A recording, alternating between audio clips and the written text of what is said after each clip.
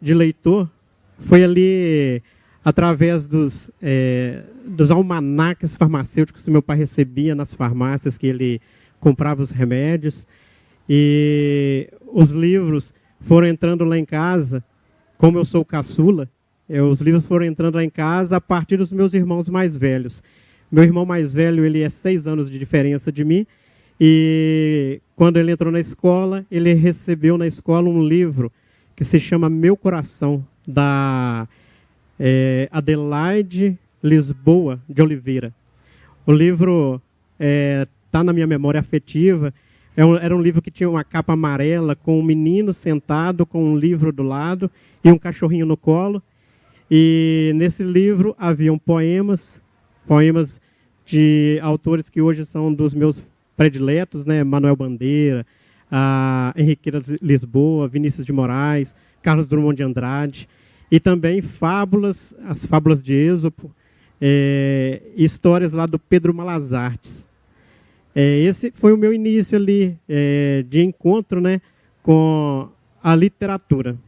Aí eu gostaria de passar a palavra para meus amigos, para que eles também falassem um pouquinho desse início, essa lembrança afetiva que eles têm com os livros.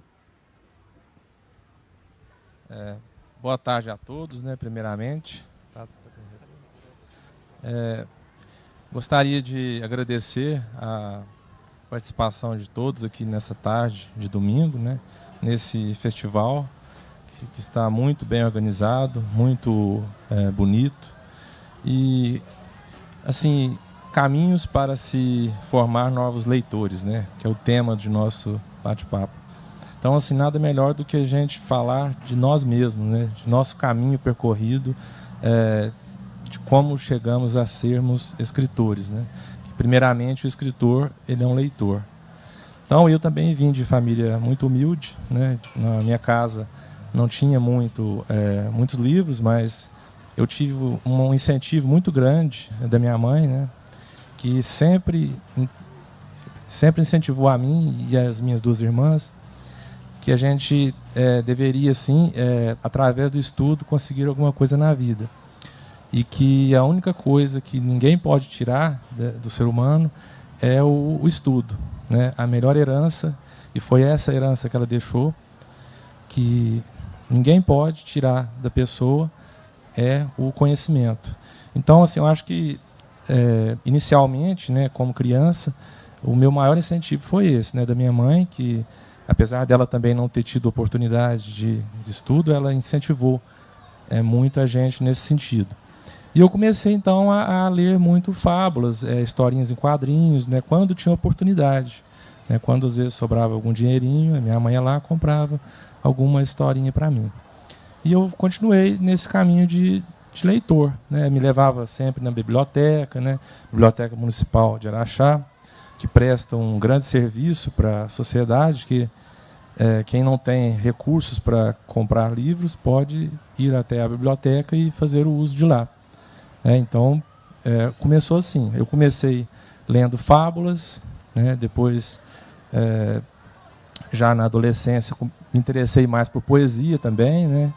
As poesias até de Mário de Andrade, Oswald de Andrade, o grande nosso poeta Carlos Drummond de Andrade também, e vários outros também, né?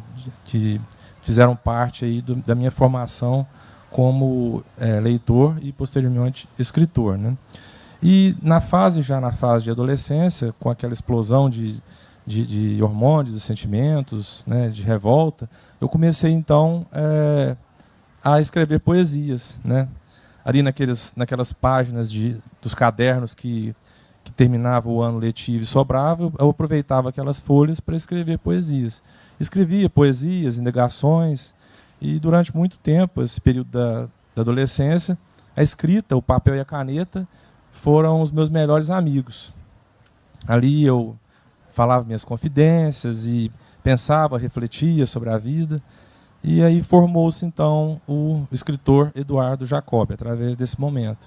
Né? E no momento seguinte, né, já na vida adulta, então, comecei também a escrever contos. Né? Escrevi contos que eu achava muito legal, as histórias, e era muita coisa que se aprende, através do conto. E um dos meus escritores favoritos foi na época que eu estava estudando para vestibular, era o Machado de Assis, né?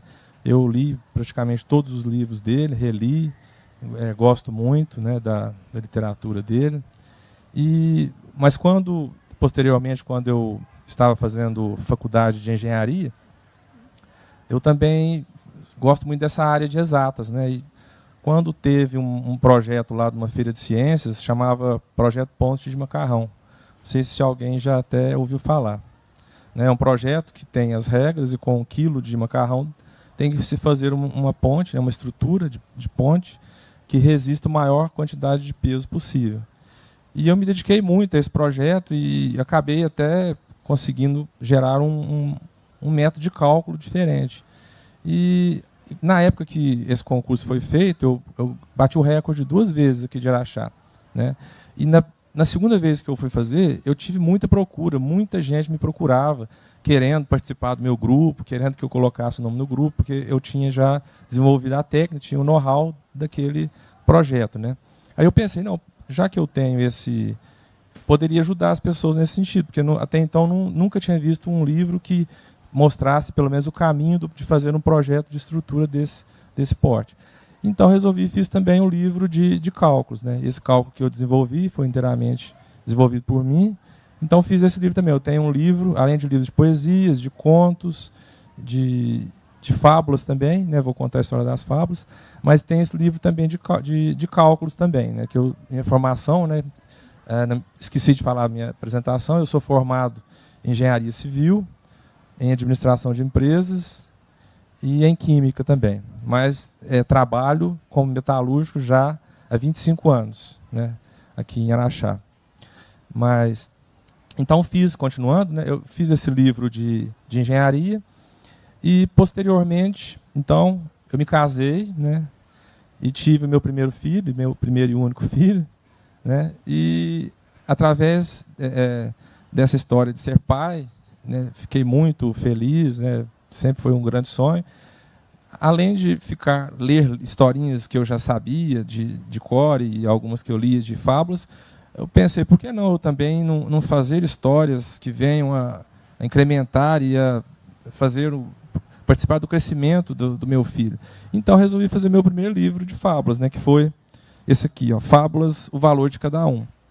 É um livro que eu gosto muito, que é um caminho, eu acho que é um caminho para formar novos escritores, porque para se fazer um escritor, a pessoa precisa, um leitor, a pessoa precisa de gostar de ler. E para a pessoa gostar de ler, ela precisa ler o que ela interessa. E não pode ser uma coisa também muito, muito extensa. Tem que ser uma coisa mais concisa para que a pessoa não perca o foco. Então eu fiz esse livro aqui, são várias historinhas, não são diferentes de vários outros livros que contam uma história só. Esse aqui tem umas quase 50 pequenas histórias, são mini fábulas, né? E depois, então, fiz o segundo livro de fábulas também, que é o Viveiro de Fábulas, também no mesmo